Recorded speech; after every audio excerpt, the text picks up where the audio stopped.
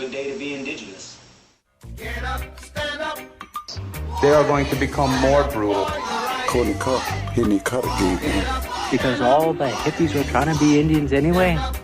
They're going to become more repressive because it's a matter of dollars and their illusionary concepts of power. Hey, Victor. We must live in balance with the earth. And also with recent happenings at Wounded Knee. I am awake. Welcome to Native Roots Radio presents I'm Awake, and I'm your host, Wakanja Hade. Hey, Kadagi to all my friends and relatives in four directions. You are listening to Native Roots Radio presents I'm Awake, and I'm your host, Robert Pilot. Hey, we discuss local and national Native news and events, and as you know, Native issues are human issues, and human issues are Native issues.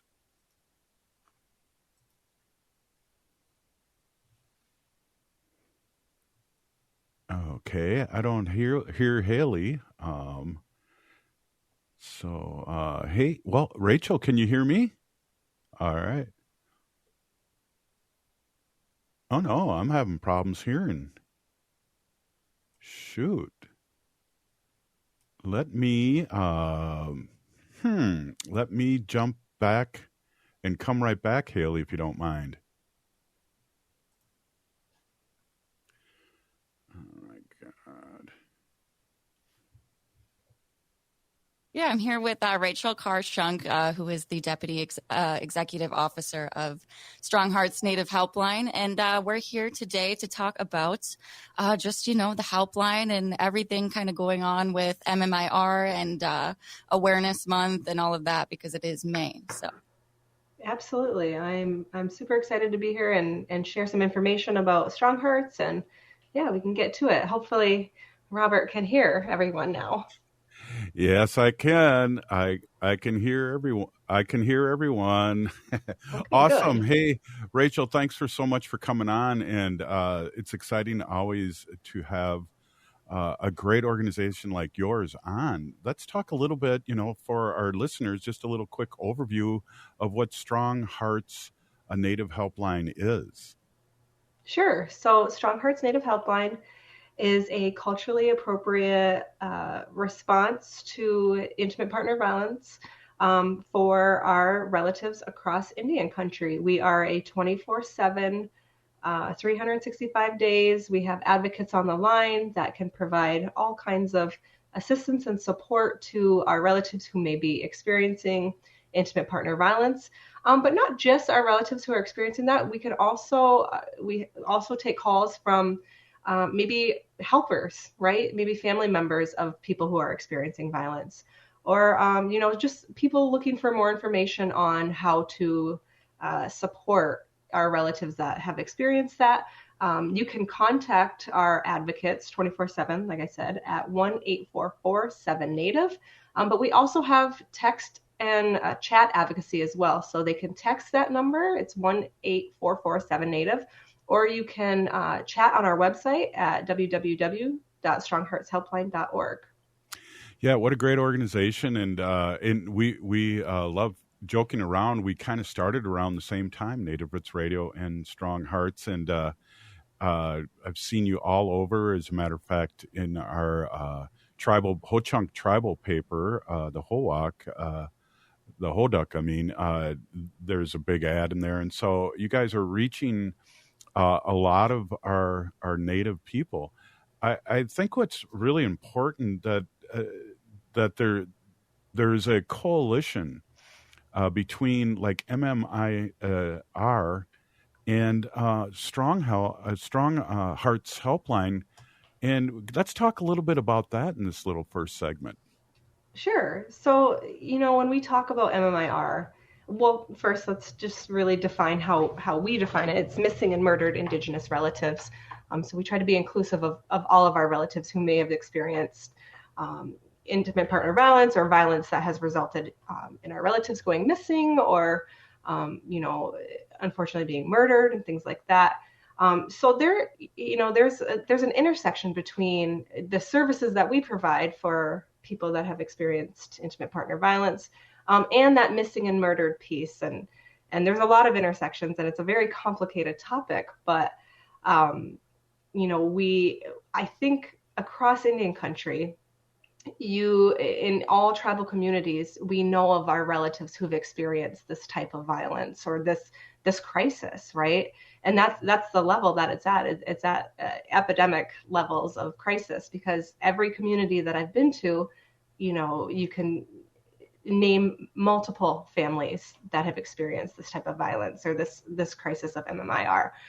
So our advocates, our response is just to promote, peer support, promote safety, promote access to healing. Yeah, definitely. And one of the things that's really our mission here, so to speak, at Native Roots Radio is to educate our allies and educate people that are listening to.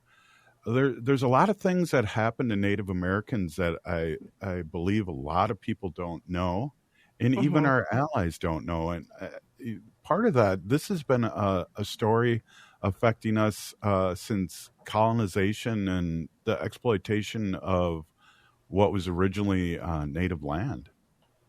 Absolutely. You can't really talk about our experience of violence and oppression and the exploitation of our land without talking about colonization, right? And then you start to think about how colonization has impacted our laws, our policies, our institutions and structures. And they're all really designed to oppress Indigenous people and our BIPOC relatives. So we talk about, removal, right? Assimilation policies, forced sterilization, the breaking of treaties, boarding school and adoption era. All of these have really shaped the way that we exist today, and the way that either we try to access safety, try to access justice, try to access healing. So you can't talk about our current experience of intimate partner violence or MMIR without talking about colonization and why we're here at this spot today of having such significant rates of violence in our community, high rates of our relatives going missing and not having, a similar response that other people, when they go missing, that type of either criminal justice response or media response. So, I mean, it's all connected. And like I said earlier, it is a very complicated and complex discussion. I think we could probably talk for hours on end about it. Yeah, definitely. And I know we talk a lot about these issues, but it needs to be talked about. And Native American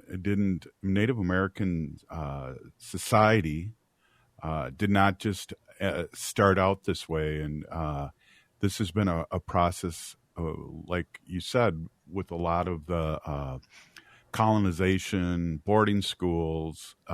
We could go, like you said, we could go on, and that's a thing that it just didn't happen, Rachel. And I hate to play the victim role, but it happened to us, and we're the byproduct of a lot of trauma that our relatives in the past have gone through. Absolutely. I think, when we talk about the experience of trauma, people think of like acute trauma or something, recent trauma, right? When you're talking about Indigenous people, you have to remember that historical trauma and the impacts of that, right? I mean, there's the science behind the epigenetics of trauma and how that is passed down generation to generation.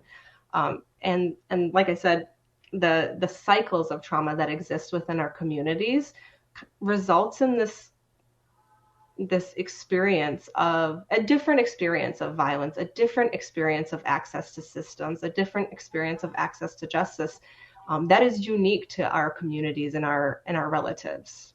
Absolutely. Hey, Rachel, hold on, hang on for another segment. We're talking about StrongHearts Native Helpline, and also just a little history for our listeners about where we are, where we've come from, and where we'd like to go. Hey, this is Native Roots Radio. We'll be right back after this short break.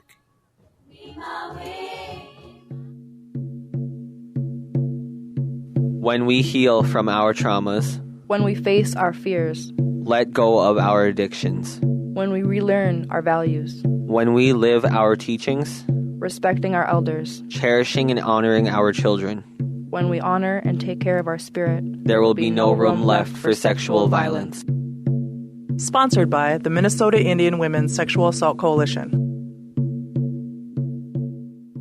The city of Minneapolis is now on Native Roots Radio with Minneapolis AIR. AIR stands for American Indian Relations. Guest host Christine McDonald talks to people about important things affecting the city's Native communities. Minneapolis AIR dives into topics like public safety, public health, elections, and so much more. Tune in to Minneapolis AIR on Native Roots Radio from 5 to 6 p.m. on the second Wednesday of every month, right here on AM 950. As nature awakens this spring, let's awaken to the call of protection. Native brothers and sisters, let's bloom together by getting vaccinated against COVID-19. Let's nurture our heritage and safeguard our futures, one vaccination at a time. So be a vaccinative this spring by protecting yourself and others in our Native community. Whether you're due for an updated vaccine or just getting started, all COVID vaccines offer vital protection against severe illness. For our elders over 65, the latest vaccine is recommended by the CDC to maintain protection.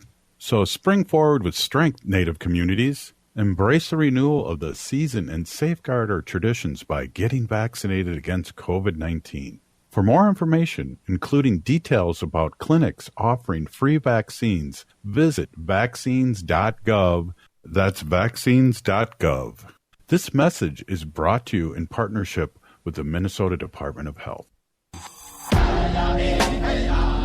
Hi, this is Representative Sharice Davids from Kansas. I'm Ho-Chunk, and you're listening to Native Roots Radio. And we're back to Native Roots Radio presents I'm Awake, and this is Robert Pilot. This portion of the show is supported by StrongHearts Native Helpline and the Minnesota Indian Women's Sexual Assault Coalition. Yes, it is, and we really appreciate partnering with StrongHearts Helpline. Hey, Rachel, we're really having a great conversation here, and I just like the process of calling in. I just want to throw this out here because I know last time we talked about this, and it's really important for our listeners that are going to use the service or think about using the service about the anonymity. And, you know, we joke around here as Ho-Chunks that we're all related. And so that's good in a good way. But sometimes when it comes to secrets in the family, things like that, and abuse, you need an outside person to talk to. Sure. And I think that's something that is what really excites me about StrongHearts, because I think I talked about it last time, as I am relatively new to StrongHearts as an organization. But I come from working in my tribal community, right? So I'm well aware. A lot of the times we are actually truly related, right? And, you know, people don't want to come to get services from their sister, right? For a number of reasons. And that's okay. And so we exist as, you know, we provide that culturally honoring and culturally appropriate care to our relatives, but in a way that, you know, is anonymous and safe for someone to come forward and say, you know what, I am experiencing this. Unfortunately, there is still so much stigma around the experience of violence in our communities. So the fact that we're anonymous and confidential is, I think, really paramount to promoting a safe response to a lot of our relatives who aren't comfortable with going inside their community to get support. Right, and that is so important. And one of the things too that I really, as being a, you know, we talk about our sacred animals, and our pets are our family here. And I know to help, there's StrongHearts will help connect you to people that, because that's a big thing with the pets. It's not just having your kids and bringing your kids if you have to go to a shelter or whatnot. Sure, yeah. So, and you know, I think one of our best response or our best level of advocacy is peer support. But another thing that we have at StrongHearts is our directory. We have a directory of all Native service providers and also non-Native providers, because unfortunately there are communities that don't have Native resources. But we have a directory that is, we can do warm handoffs or warm pass-offs to these other service providers that may be able to provide more direct services, whether that's emergency housing, transitional housing, support with pets and things like that. So we have a phenomenal directory that we can lean on for when our relatives are ready to move towards getting some of that direct service that we can't provide on our end, but we do have that handoff ability.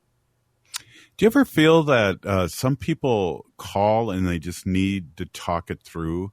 Because when you're in a fire, so to speak, you don't know how hot it is until you hear it from your own mouth, go to your own two ears, and bounce it off somebody. Absolutely. I mean, our advocates are trained in talking about relationships, healthy relationships, unhealthy relationships, and abusive relationships.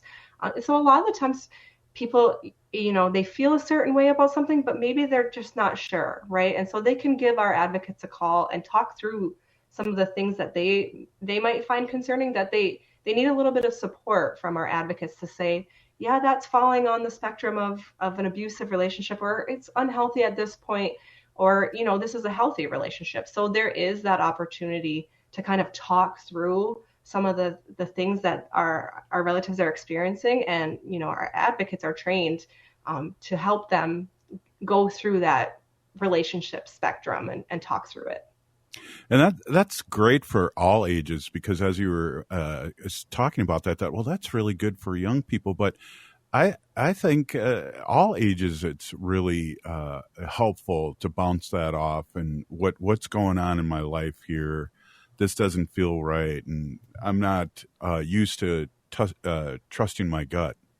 Sure, absolutely. And I think that's, the reality of the experience of violence is a lot of the times, communities, individuals can think that maybe something, they have some kind of feeling in their gut that it's not normal, but maybe they've witnessed it, right? And maybe that is their normal. And so to have the opportunity to talk in an anonymous way, in a confidential way, to advocates who, one, are trained in understanding the dynamics of power and control, but also the dynamics of Indian country or indigenous experiences, right? So it's really important that we have that response of, one, knowing intimate partner violence and all the dynamics that exist there, but also the other considerations that we have as Indigenous people. Right. And where does somebody, and I was thinking when you were saying this too, that you have a possible abuser or controller in somebody's life. What happens with them? Are they able to call in and check in? I mean, I don't think I've ever really asked that question. That's a really great question, and absolutely, our advocates are trained to respond to some of our relatives who use violence, right? Mm-hmm. And this is if they're reaching out and they're seeking, am I using abusive behaviors? Am I using controlling behaviors? They're going to get a respectful advocate on the line who wants to support them. And that's our reality, is we know that, we care for all of our relatives and we want safe and healthy communities. And that means, providing support to our relatives who do use violence. Wow, that's really awesome, because I can kind of picture maybe some people having some sort of low-end confronting each other, mm-hmm. and then say, well, why don't you call StrongHearts and see if this really is what I'm saying it is, if it's confirming that this is controlling, if you have my keys and don't, or want to know where I am 24/7, or have me on your cell phone so I can track you, and it's only a one-way street. They can maybe tell their boyfriend or girlfriend or significant other, hey, call call this hotline and they'll let you know. Sure, yeah. And that's, we want to be able to use our advocates in a way to help educate our relatives, whether like I said earlier, if it's the survivor, a family member or friend of a survivor, a caretaker, or someone who uses violence, right? So we do have advocates trained in responding in all of those ways. It's really, really, really cool that we have this opportunity and that we're amplifying it and you're amplifying this help. What were we doing before this? It's crazy to think about it. Yeah, that's a good question. And thankfully, this conversation, the creation of StrongHearts really came from a working group of the National Indigenous Women's Resource Center and the National Domestic Violence Hotline, determining that we know we have the statistics about the disproportionate rates of violence happening, but they didn't have the data, or they didn't have Indigenous people calling the helpline. So they knew that there was a disconnect. So thankfully, what came from those conversations is StrongHearts Native Helpline, knowing that our relatives are much more comfortable reaching out to Indigenous advocates who are trained in intimate partner violence and historical trauma and cultural considerations. And they're more comfortable reaching out. I think I mentioned, I don't know if I mentioned this last time, but before we were 24/7, our helpline was actually Monday through Friday, when it was very young, right? Monday through Friday, 9 to 5, very limited hours. And we know that violence and victimization happens at all times and every day. And so prior to rolling out our 24/7 option, relatives could call in, and if it was, outside of those 9 to 5 hours, they would get an option to transfer over to the national helpline or national hotline, excuse me. And we found our data supports that wasn't happening. Even though that was an option, that wasn't happening. They were either calling back or not calling, not connecting to the hotline, the national hotline. So that even further told us we need to exist in a 24/7 manner so that our relatives can reach out at any time and connect with an advocate who understands them. Wow, really exciting. We're about to end this segment, and Haley or Rachel, I'd love to hear how we can connect, because again, we have so many people listening to us over the nation here on radio. Sure, you can reach StrongHearts at you can call us at 1-844-7-NATIVE, or you can also text that number, and you can chat at www.strongheartshelpline.org, and also give our website a visit. Even if you don't want to chat, you can check out some of the resources we have, our blogs, and we actually have printed materials that you can request on our website, and we will mail them to you free of charge. So if that's something if you work in an office setting or you work in a community where our relatives may frequent, check out our website. We have those materials available for you. Wow, always great talking to you, and I just can't speak highly enough, and a big gratitude towards StrongHearts, because this is so needed in our community, and it's a big Pinigigi. Thanks for coming on, Rachel. Can't wait to see you again. All right, Miigwech. Thank you. Hey, Native Roots Radio, up next, Governor Evers, and then later on, Wendy Pilot. As we gear up for American Indian Celebration Month in May, it's crucial to prioritize our health, especially with celebrations on the horizon. If you start feeling off, like a fever, a tickle in the throat, or heavy fatigue, don't ignore it. Take an at-home COVID-19 test right away.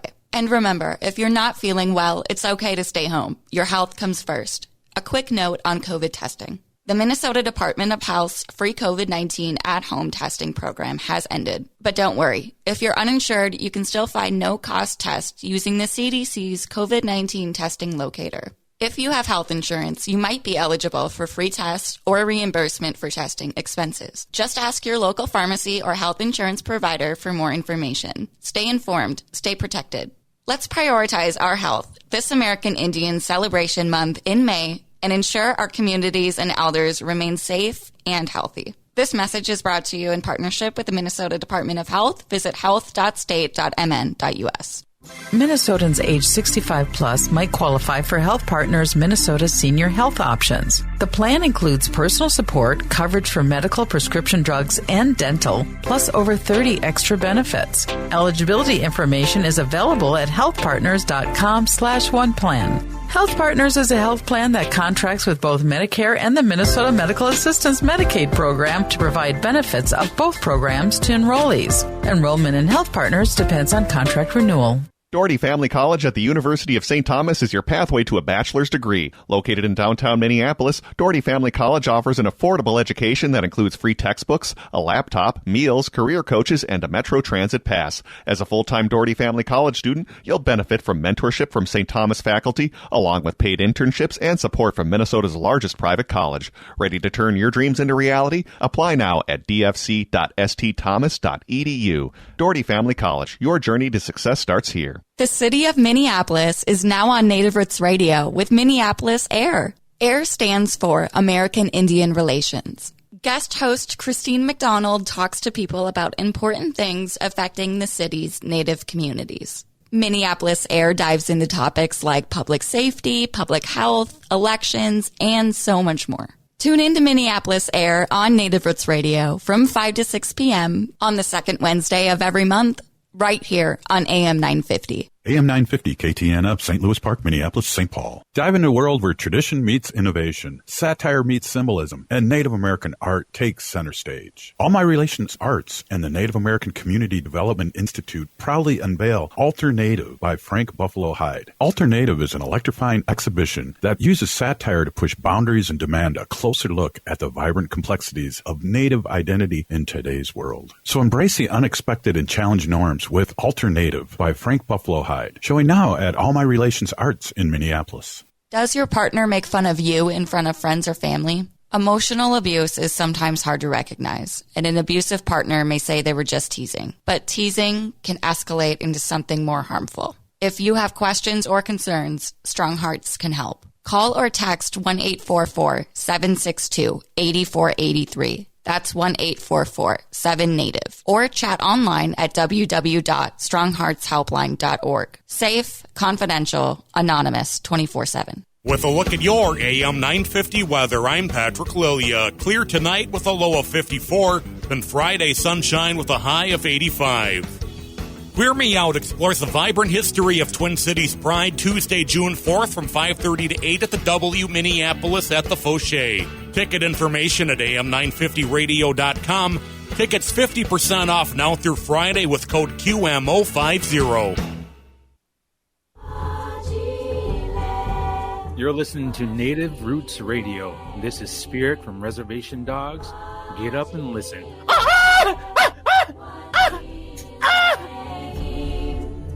Welcome back to Native Roots Radio presents I'm Awake, and this is Robert Pilot. This portion of the show is supported by Native American Community Development Institute, or NACD, in Minneapolis. What a great organization. Hey, we, Haley, are in drive time, and we're really excited to be in drive time, people in their cars driving, and it just so happens I'm in my car driving too, so before I get in an accident, why don't we check in with the great governor of Wisconsin and what he has been doing this past week? Absolutely. Here is Governor Tony Evers. Hey there, Native Roots Radio. Governor Tony Evers here with my weekly update. May is Mental Health Awareness Month here in Wisconsin and across the nation to reduce the stigma and encourage folks and families to have open and honest conversations around mental health. In 2023, I declared it the Year of Mental Health because I was worried the state of mental health in Wisconsin was a quiet, burgeoning crisis, one I still believe will have cascading effects for generations if it goes unaddressed. That's why I was proud to sign a budget that made key investments in addressing our state's mental health crisis, including $30 million in school-based mental health services to support our kids, $10 million to establish 2 crisis urgent care and observation centers for folks in crisis, and $200,000 for DATCAP's Farmer Mental Health Assistance Program. And thanks in large part to U.S. Senator Tammy Baldwin, we were also proud to announce nearly $17 million in federal funding to support operations of the 988 Suicide and Crisis Lifeline. This is all great news, but we know there is much more work to do, and I won't stop fighting to make sure every Wisconsinite has access to quality, affordable mental health care. Remember, folks, you are not alone, and help and hope are always available. Just call or text 988 and get connected to a trained crisis counselor. May it's a great reminder to take good care of ourselves and each other, and let's work together to reduce the stigma and build a healthier state for everyone. Happy Mental Health Awareness Month, Wisconsin. Thanks for listening. Back to you, Robert, and Native Roots Radio. Wow. Wow, Haley, there seems to be a theme here, huh? I know. I was just going to say that. Yeah, no, it's May is a very big month for awareness for a lot of things. Yeah, definitely. Hey, one of the things that I was wondering if you could speak on, and I know we didn't talk about this at our 2-hour meeting before the show that we do prepping this great show. Sure. Haley laughed. What's going on with the cap and gowns? It's insane, and I know we kind of text back and forth, and my Facebook feed is blowing up about this. I wondered if you could talk a little bit about this and get our listening audience clued in on what the heck's going on here, because it's insane. Mm-hmm. Yeah, I know. This was everywhere on my social media today and yesterday as well. So we have some unfortunate news that came out of the Hinckley and Finlayson School District in northern Minnesota yesterday. The school district and the board voted to forbid tribal drumming and singing at high school graduation next week. The superintendent stated the performance would create a legal risk if community members feel it is endorsing a religious group. This is coming from NPR News as of yesterday. So, very interesting. Very upsetting in a religious group. It's really disheartening to hear a superintendent of any size school district talk about Native Americans as a religious group. Yeah, it's disheartening and uneducated, in my opinion. Absolutely, and so I think floating around on Facebook too that there's lines to call up and phone lines to call in, but they're not answering. And be barraged from people all over Turtle Island, and so just share it out, right? Yeah. Well, and it's crazy too because people think of like Indian country as so small and we're so diverse and spread out and far away from each other. But trust me when I say news like this spreads like wildfire through Indian country. Yeah, I mean, this is, Hinckley's school district, and they're, I can read this post here. This is another post from Facebook. This is a comment here. Everybody from May 14th, so as of a few days ago, up until May 24th at Hinckley Finlayson School, or high school, they will be protesting starting at 3:10 every day. They will be marching and showing, it's very, I think people get very confused when they hear about Native Americans not being a religious group. I think, it's our culture that gets mistaken as a religion and our spirituality. If we're going to talk about creating a legality of religion, then how are we not banning all things Christianity in the school then? I don't understand how people are still forced as students to say the Pledge of Allegiance in school, which quotes one nation under God. That sounds pretty religious to me. Yeah, it does. And, I'd really love to find out what the backstory is because this is like coming out of nowhere. And Hinckley is not that far from the Twin Cities. And also, we've had some big positive things when it comes to smudging in classrooms, and this seems like just a big pushback of what us natives in Minnesota at least have really fought for and got. Exactly, too. It just like really is dividing the community. It feels like, as a society, especially in this district of Hinckley, is we're going backwards in history, which is not at all something we want to do. I want to mention this too. This is another comment. It's been said we're trying to heal and trying to change the narrative by turning school and education into a positive part of our lives. And because it's been so triggering and traumatizing from when our great-grandparents and grandparents, were forced into boarding schools and assimilated and were abused in every way possible, I think, we got to be pushing on this more and more because our graduation rates of our kids just keep climbing. So I say let them sing and let them drum. And if not, they're going to do it anyways. Yeah, really, really good perspective, Haley. Really appreciate that. Wow. And I think that, in my teaching career, I've been lucky to be teaching where the principals and administration are really open to it. As a matter of fact, we had we were in the Native American Magnet School in St. Paul, so we were lucky, but we still had some problems too. In the beginning in the 90s, with people, the old guard not wanting people to wear feathers, and especially not beaded caps. They wanted it all the same, and in that there were some pictures too. Did you see? There was somebody that was trying to go to graduation this past day too, or yesterday too, that they didn't let her walk because of her. She had beading, and then they showed some other people who had stuff on, and they let them go. Right. Yeah, it's very, very confusing, and too, like when you talk about. I know you started the first Native homeroom in, St. Paul, in one of our very populated schools. And, I think they did have, a high percentage of Native students. But then, like, going back to this Hinckley-Finlayson school district, according to the most recent state data, Native American students make up about 1/4 of their school population, which is quite a bit.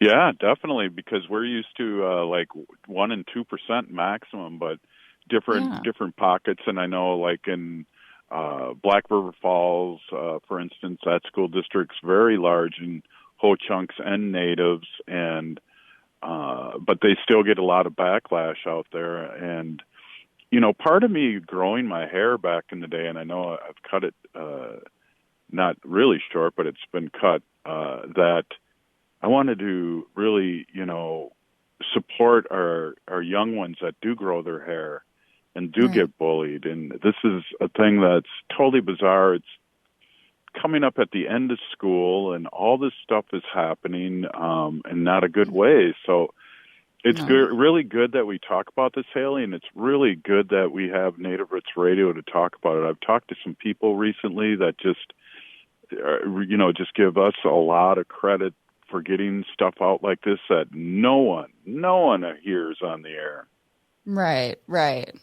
Yeah, and I guess, this decision of the Hinckley-Finlayson school board to not let students drum and sing at graduation, I guess this decision was made, obviously, unanimously, surprise, surprise, but also after a meeting with the community or with the board. So not only did they hear and listen to our side of the story and how we're not a religion, but they still decided against us. Well, that goes back to what we say at the very end of the show most of the time, and that's, vote, run for office, those things.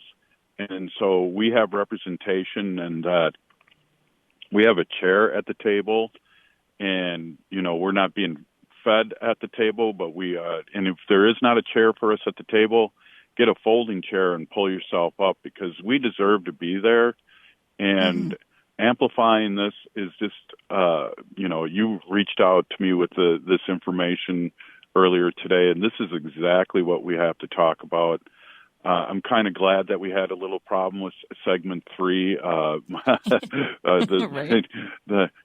because we can talk about this, and hopefully I'm sounding okay because I'm in my car and pulled over. But Haley, I appreciate all you do, and getting the young perspective and the Native perspective is so important for our work here at Native Roots Radio. Yeah, and I want to let everyone know I'm doing this for our future generations, and congrats to all the graduates, Native graduates specifically graduating this year. It's not easy for us as a Native population with our statistics, so really, really good job. I know we have about probably 30 seconds left here, but let them sing, let them drum, and Hinckley Finlayson School District, you guys really put out the smoke signals here, and we will be showing up. Wow, really great way to end it. That's hopefully the mother station can pop some bumper music and get us out on that, because that was a good mic drop, Haley. Thank you. Yeah, everyone, you're listening to Native Roots Radio. We'll be right back with Wendy Pilot in a new Sacred Animals segment. Stay with us.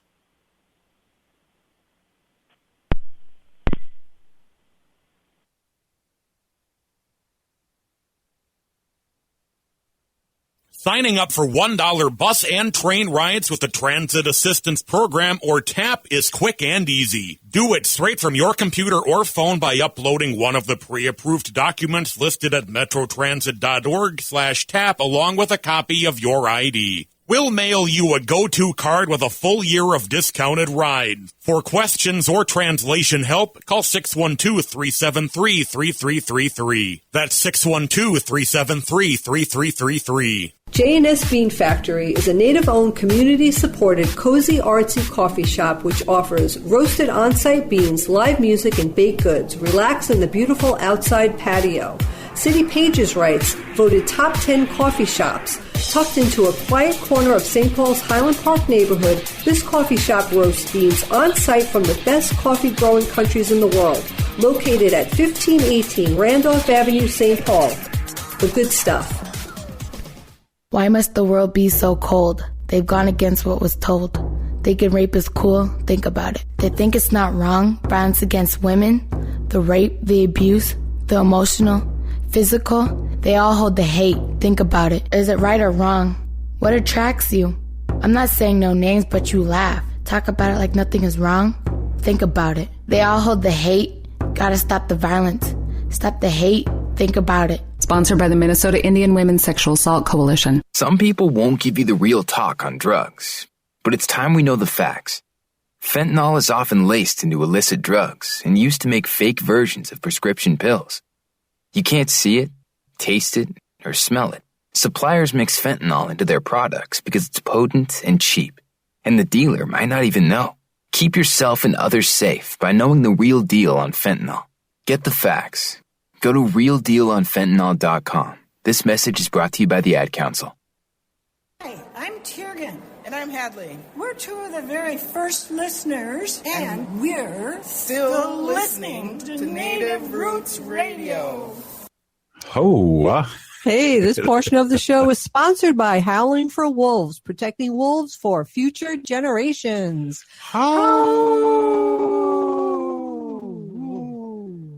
Yeah. Wow. Yes. Great little bumper there, Wendy. That's right. Tiergan and Hadley. We love those Awesome. guys.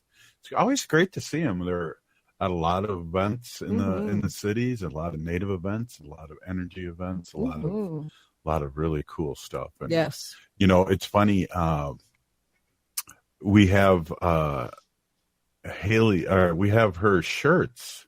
Yeah, the George Floyd shirts. Love them. It's one of my favorites. I wear it all the time. I don't have it on now, but yes. I wear it in the plane a lot of times when we fly to New York. Yeah, definitely. We love that. Hey, Wendy, you don't have to reintroduce yourself, but it's great to have you on again for another segment. It's like old times. I know. You and Dr. Stately have to renegotiate your contract, it sounds like, because you've been on a lot lately, and I appreciate it. Yeah, that's no problem. I love to be on and talk about the animals, but I just lost what I was looking at here. So earlier I was talking about like all the bugs that are being killed by all these chemicals, and that the birds are starving because they don't have a lot of bugs to eat. And not all birds eat bugs, but a lot of them do.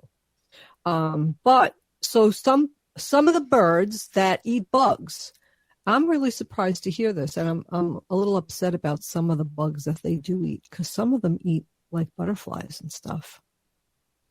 So like bluebirds, Yeah. cardinals, Yeah. chickadees, European starlings. You know all these birds, right? Yeah. Yeah. So like cardinals, for instance, they eat beetles, grasshoppers, snails, crickets, leaf hoppers, cicadas, Ooh. flies, centipedes, spiders, and butterflies. So a cardinal will eat a butterfly. I'm not so happy about that. But that's why we you know, feed them all those peanuts and things in our backyard so they won't eat the butterflies. yeah. So flycatchers, orioles, they eat a bunch of sparrows, swallows. Some of these I can't pronounce, so I'm not mentioning making it them. up. Warbles, woodpeckers, and wrens. So what you want to do is you want to attract these type of birds, right, to your yard so they eat all the bugs. So you want to have shelter for them. You want to have water for them. You want to have shade for them. You want to have some seeds for them. You want to have all these things. So we have tons of birds in our backyard just because I even just put the seeds out for them. Yeah. And Blue Jays, Cardinals, which for me as a little kid, I've seen them, but rarely see them. We see them 3 or 4 times a day now. I know. And we also saw, so by accident, I bought 2 bags of peanuts. So I buy peanuts in the shell and I throw them out, and the squirrels, open them up and eat them. And even the crows come and get the peanuts in the shell and put them in the bird bath and soften them up and crack them open and eat them. Watch. But by accident, I bought peanuts for wildlife without the shell, so they're just free. So any peanuts. wildlife. So any wildlife. So I threw a bunch out, and Robert then sends me these pictures of these huge raccoons. Never seen them this in big. our yard. Oh my God, they were so big. Even our next door neighbor, when she saw me, she was like, "Oh my God, Wendy, we saw 2 big giant raccoons in your backyard." So I guess that we have those true trees outside, and they're kind of close to our 4-season porch and also your studio. And I was looking out the window at your studio, and they were climbing up the trees, and I went, holy mackerel, if they got thumbs, they could open up this window here and come in and join me. I got a little frightened. They were gigantic. Yeah. I'm excited. We saw Jane Goodall. Oh, yeah, right? That was awesome. So Jane Goodall, I love her. And Leonardo DiCaprio are going to produce a live action film told from a dog and a wolf's perspective, and it's called Howl. So I'm really excited to find out. I want to find out when that's coming out and where it will be playing.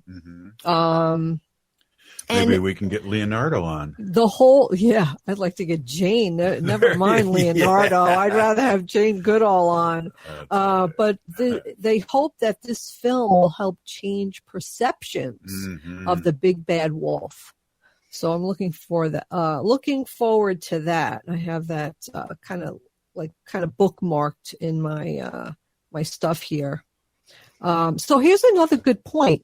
I find all these little tidbits on social media. But if you lose your dog, they say make sure to alert your local postal workers and delivery drivers and garbage collectors, because they're in the neighborhood all the time, and they could help spot and help you get your dog back and spot your dog.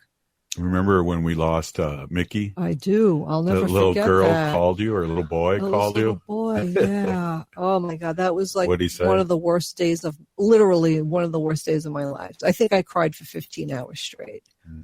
We were away, and we had somebody house sitting, and there was a storm, a thunder and lightning storm, and we don't know what happened, but Mickey, our Chihuahua, got out. He was probably trying to find us. One job. Yeah, one job. Watch the dog. Watch the dog and make sure the gate is kept closed. That's all you have to do. Keep the dog alive and keep the gate closed. Yeah, keep the dog alive. So we drove home from Madison, Wisconsin, and that night to a lost dog. We didn't know what to do. What to do. How long ago was that? That was a long time ago, before social media. I want to say 2006. 2006, yeah. So that was a long time ago. But you got on your computer and made posters with pictures of Mickey and our phone number and our information, and we I'm telling you, put it in everybody's mailbox within a 8-block radius around our house. You know, what's interesting too is that I don't think we wanted to go down the street because we were just trying to do a couple blocks each side of our house. And I think we went on the other side of Cretan. Yeah. And we didn't think that was going to be, and we put it on a big telephone pole. I don't even think we put it in their house. That's right. That's right, Robert. You put it on a telephone pole across a pretty busy street. Yeah, we never thought he would have gone across that street. Yeah, and we were just out all night long, just trying to call, calling him, driving around, looking around. I mean, he's a little chihuahua. It's like finding a needle in a haystack. He could be anywhere behind a little bush. You're never going to find him. He's not like a big, great Pyrenees dog that's going to be out in the open. But yeah, the next day, I don't think I slept all night, and the phone rang. We had a landline back then. And the phone rang. But it was a wireless landline. Oh, I don't. Yeah, it was a wireless landline. I picked up the phone, and it was a little boy, and he was like, "Hi, I think I have your dog." And I was like, "What? Oh my gosh!" And you had just left because you had to go get back to Madison. Yep. And then I called you, and you turned around and came back, and I gave you the address, and you went to pick up Mickey, and then you came home. Oh my God. He was so worn out and When I saw dirty. his face, he was so happy to see me. He was crying. And then when we got him in the house, he drank a lot of water. He was all dirty. And I was just like, all right, just leave him alone. I'm not going to, And then you got him chipped immediately. Yeah, I got him microchipped. And oh my gosh. But I remember him. He was like so happy to be home. Like you could tell he was just laying there. And every now and then he'd just take a big sigh and a deep breath like, and I was just like, oh, Mickey, you're home. And he would wag his tail. I was so upset. So like Wanda, literally, she's microchipped. Yeah.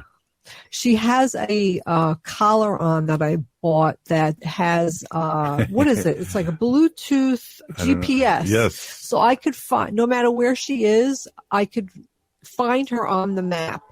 You like looking at it too. And I do. Every now and then I say, make sure this thing's working. And I also have a little collar with her name and our information on it. So she's like, she has every bit of information on her if she goes missing. Whenever I see anybody's animal pass away, I always put in Facebook family and put a heart because they totally are our family. Yeah, definitely our family.